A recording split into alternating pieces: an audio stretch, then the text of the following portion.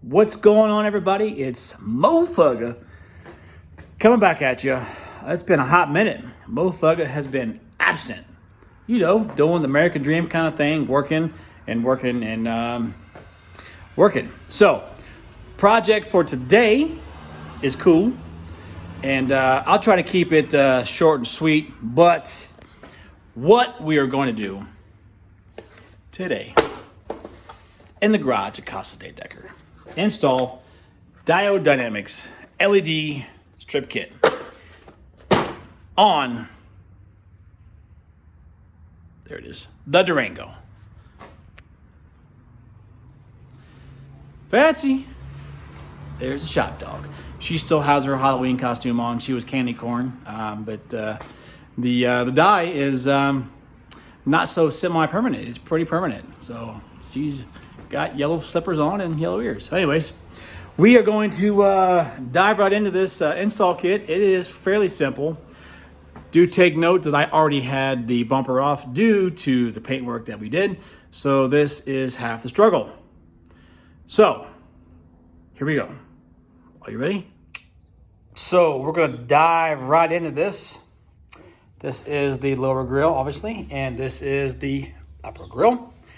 The idea is to have the LED strips reflecting down so that the ambiance will shine through the top grill.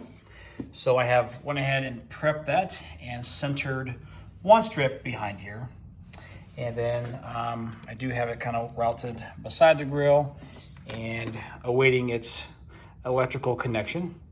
The kit came with these awesome little RCA style plugs. Phillips screw, soldered ends, pretty good stuff. Looks like this is going to, I'm gonna feed the power into one source, and then this will feed 4 receptacles. So that's pretty handy. Keeps the install super clean. Okay, real quick tech tip here on the installation. So I've been doing mechanicking and all kind of stuff for almost 2 decades. The universal sign for red battery power is a plus sign, and the universal sign for ground is a negative sign. So I hooked up the kit for the lights as designed, and I had power at my switch and I had power at the spade connector, and nothing would work. Well, let me show you why. So this is the provided spade kit from Diode Dynamics, and you see I have them hooked up. Positive is red, negative is black. That's how we do it here in America, right? No. Apparently something has changed.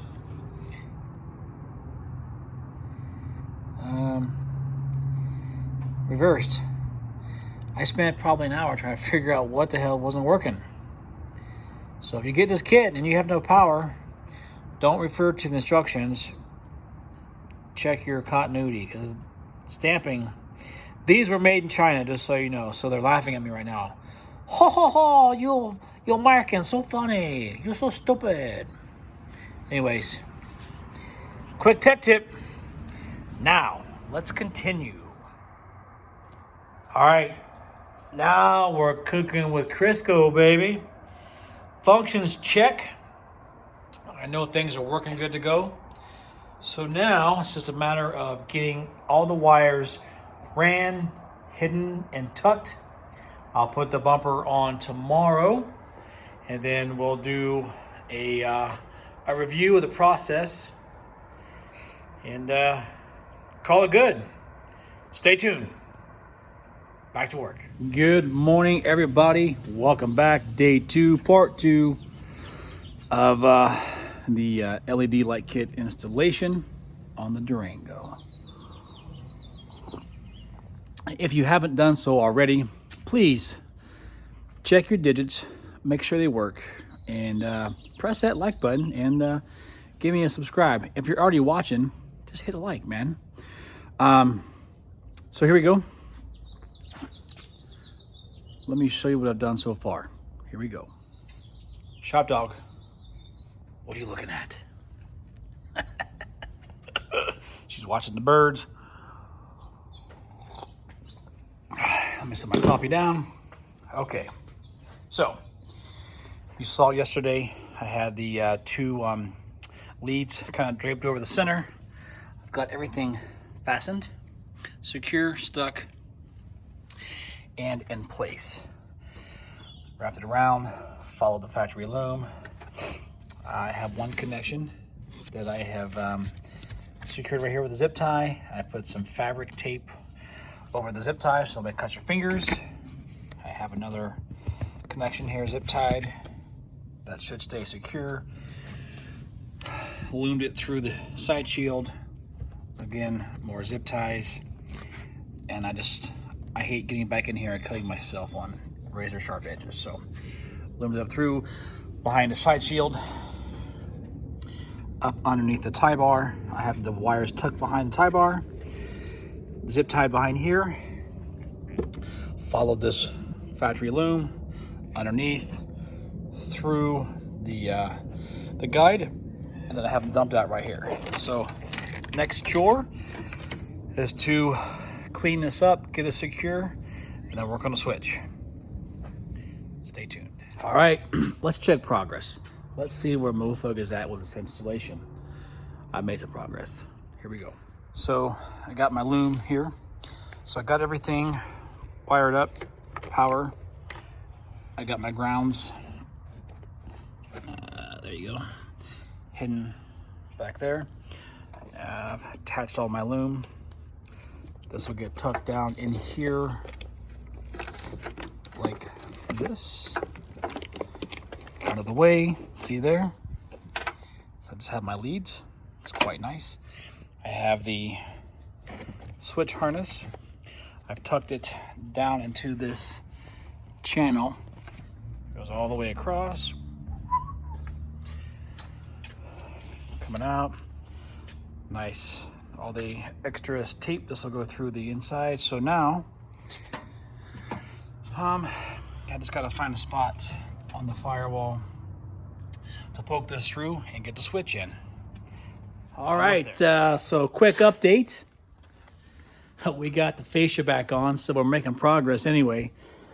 So I got everything pretty much buttoned up. Let me show you what my conundrum is real quick. Okay, so this is the top grill shield. I should have taken it off in the beginning, but I did not. But these tabs are sandwiched in here, so you just need to get a pry tool, lift up on that, on 1, 2, 3, 4, 5, 6 of those, and this will pop off. But what I had going here is I had the LED strip double-sided taped underneath this, and cord was sticking the wrong way. Everything is over here, so you were going to see all this wires dangling behind there, and that is not going to be acceptable. So I took it off. I'm going to redirect, and I'll give you an update here shortly. Okay, so that is a wrap. I got her done. Let me flip the camera around, and I'll give you guys a little sneak peek at the semi-finished product. I have not ran the switch to the dash yet. That'll be a project for another day, but the lights are working, so check this out. Okay, I got her installed. Everything is clean, clean, clean. All the trim is put back together.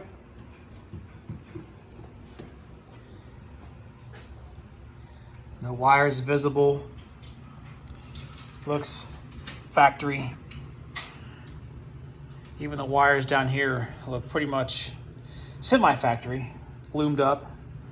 And the only thing I don't like is this connection right here. But I didn't really have any other ideas. If y'all have any ideas to make this look invisible or factory, let me know.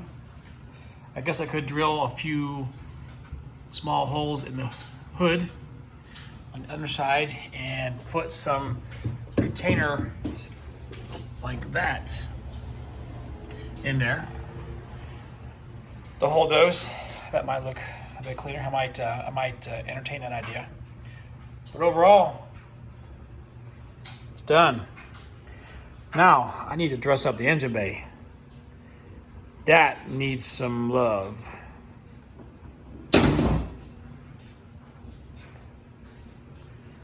I'm pretty happy.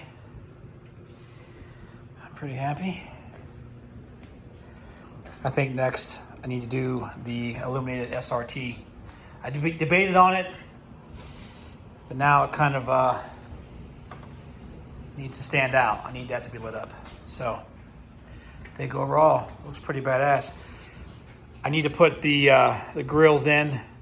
I'm gonna do that after they do the full nose clear brawl. We're almost done. Almost done. All right, y'all. All right, guys. That is a wrap on the Durango for this episode. Thanks for watching. While you're here, go ahead, hit that like and subscribe button for me. Next up for this baby, clear brawl, full nose, all the way up to the sunroof. And then we're gonna do a little something special for the wheels, brakes, brake calipers. And then I might break it up to a couple episodes. One episode for the brake calipers. I'm gonna add the high performance brake pads.